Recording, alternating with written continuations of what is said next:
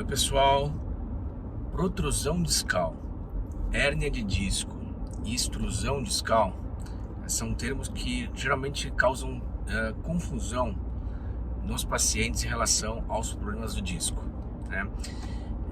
Hoje a gente vai falar um pouquinho sobre a diferença de cada um deles, né? O que significa isso para o médico quando olha os exames de imagem, o que isso pode mudar nos sintomas, né? O que isso gera no paciente e o que todo mundo quer saber também, o que muda no tratamento de acordo com cada um desses problemas. Sou o Dr. Alberto Gottfried, médico, ortopedista e especialista em cirurgia de coluna, e esse é meu canal onde semanalmente nós publicamos assuntos sobre coluna vertebral, bem-estar, tratamentos clínicos e tratamentos cirúrgicos.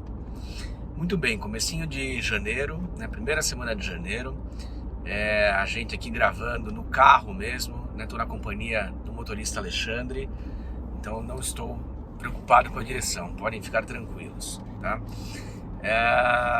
E o assunto de hoje foi motivado por uma sugestão de uma paciente ontem, né, que pediu para falar sobre protrusão discal, né? Bom, então vamos lá. Então o que a gente vai falar hoje aqui nesse vídeo, tá?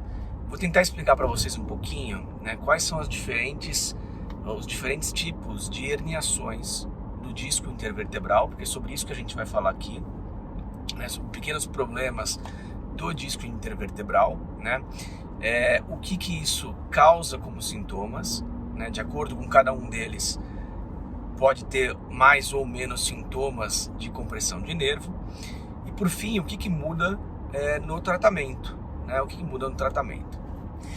Muito bem, ressonância magnética, antes de mais nada, né, é um exame que cada vez mais é feito para a detecção de problemas da coluna, certo? É um exame que evoluiu muito nos últimos anos, como uma fotografia, né? Se você comparar uma fotografia sua dos anos 80, 90, por exemplo, com uma fotografia de hoje, é gritante a diferença da qualidade, né, dos pixels da figura, né? As câmeras de vídeo que você está vendo hoje, esse vídeo, por exemplo, ela é muito mais nítida do que dos primeiros celulares lá que tinham câmera, não é verdade?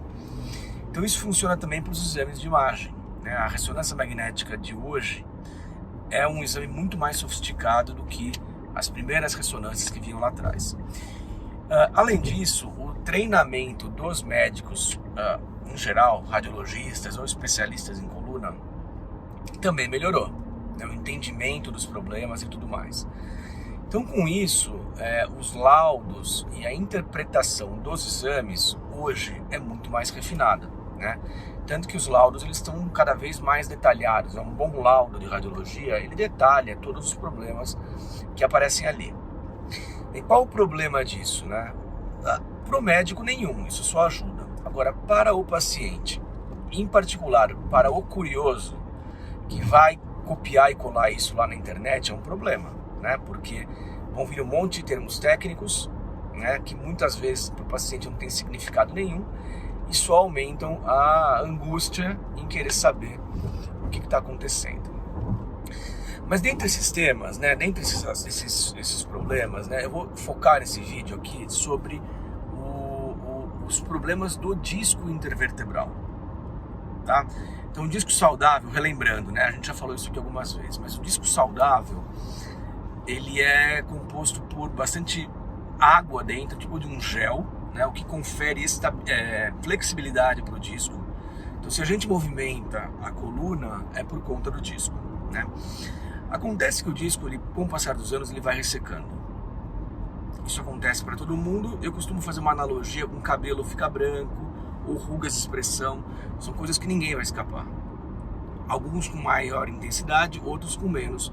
Mas todo mundo vai ter ruga e vai ter cabelo branco, certo? O disco é a mesma coisa, todo mundo vai envelhecer o disco. Alguns envelhecem antes, outros envelhecem depois.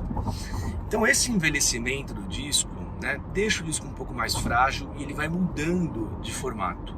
Ele pode deslocar, ele é mais ou menos redondo, tá? E ele vai deformando, né, ele vai formando aspectos diferentes e essa deformação, esse deslocamento do disco, ele é graduado e recebe nomes, né? Então, os nomes, de acordo com a gravidade, entre aspas, ou grau do deslocamento, é o abaulamento do disco, quando ele estufa, a protrusão discal, quando um pedaço dele, em geral pequeno, desloca, a extrusão, quando esse pedaço é maior, porque rompe o anel externo do disco e sai uma quantidade maior desse gel, dessa cartilagem. E aí, existe um último estágio que é chamado de sequestro. Né? O que significa isso? Quando um pedaço da cartilagem desprende totalmente do disco, né, e fica longe do disco, sequestrada mesmo, né, isolada do disco. Então são esses estágios, e o radiologista, quando observa a ressonância, ele gradua, ele tem maneiras de medir o quanto que saiu do disco, né? E existem fórmulas para isso. Não vou entrar nesse detalhe, isso é um pouco mais avançado para radiologistas, mas ele calcula a quantidade do que saiu e nomeia isso de protrusão, extrusão, abaulamento ou sequestro. Bom, aí vem uma outra dúvida. Bom, eu fiz 2 exames e no primeiro exame veio como protrusão e agora veio como hérnia. Piorou?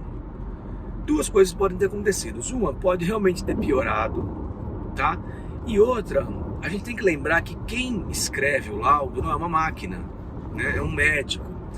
E às vezes o médico interpreta o exame de formas diferentes. É muito, muito sutil a diferença de um para outro em alguns casos, né? E pode haver diferença de nomenclatura. Isso pode acontecer de um médico para o outro e pode acontecer de um médico para ele mesmo. Então, se o mesmo médico avaliar 2 exames em tempos diferentes, pode ser que ele nomeie um ou outro disco de maneira diferente. Isso pode acontecer. O que não necessariamente significa um problema, né? Porque a gente lembra que o mais importante de tudo são os sintomas clínicos. Tá? Então, se os sintomas clínicos não pioraram muito, se eles estão estáveis, mudar a nomenclatura de um exame para o outro, convenhamos, não é tão relevante. Tá?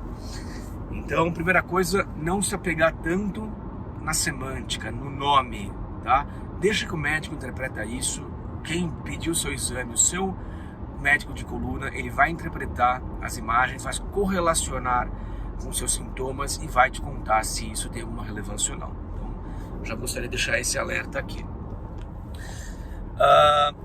Bom, em relação aos sintomas, né? O que muda de um para o outro? Bom, se a gente for pensar que a quantidade de disco ela vai aumentando progressivamente, então no abaulamento quase não tem disco que saiu do lugar, protrusão pouco disco, na extrusão rompe e sai mais disco, no sequestro um pedaço de disco se desprende do resto. Normalmente os sintomas vão aumentando também de forma correspondente, tá? Ou seja, quando sai mais disco, a chance de ter uma compressão de uma raiz nervosa, né, e aí sintomas de nervo comprimido, que é, se for cervical, dor no braço, formigamento, choque e tudo mais, se for na lombar, mesma coisa na perna, naturalmente vai aumentando, tá? Por 2 motivos. O primeiro é que tem um efeito de compressão maior, então você tem mais cartilagem fora do local empurrando o nervo, tá? E segunda coisa que acontece é que quando o disco rompe, principalmente quando rompe a camada externa e o disco sai e tem contato com a raiz, além da compressão externa, existe uma irritação química do nervo. Ou seja, alguma coisa estranha ao nervo está tocando nele e o próprio corpo faz uma defesa ao nervo e forma uma reação inflamatória para cicatrizar o problema. E isso, na fase aguda, causa mais dor irradiada para o nervo. Então são 2 motivos pelos quais hérnias extrusas, né, ou sequestradas costumam dar mais sintomas de nervo comprimido do que as hérnias protrusas. Os abaulamentos quase não comprimem nervo, o abaulamento discal não tem problema algum. Muito bem. E aí vem a pergunta, então quer dizer que hérnia extrusa é sempre cirúrgica, né? Uma coisa que a gente escuta com uma certa frequência, tanto de pacientes, às vezes profissionais da saúde. A resposta é categoricamente não, tá? Não, porque não é só o tamanho da hérnia que determina o tratamento. Então a primeira coisa que determina o tratamento são os sintomas, né? Eu já vi muitas e muitas vezes hérnias extrusas grandes e de certa forma assustadoras, que o paciente está muito bem, obrigado.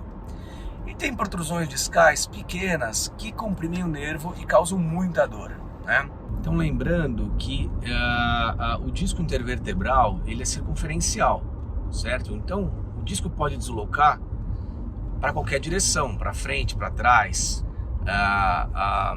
para dentro do canal, para lateral, né?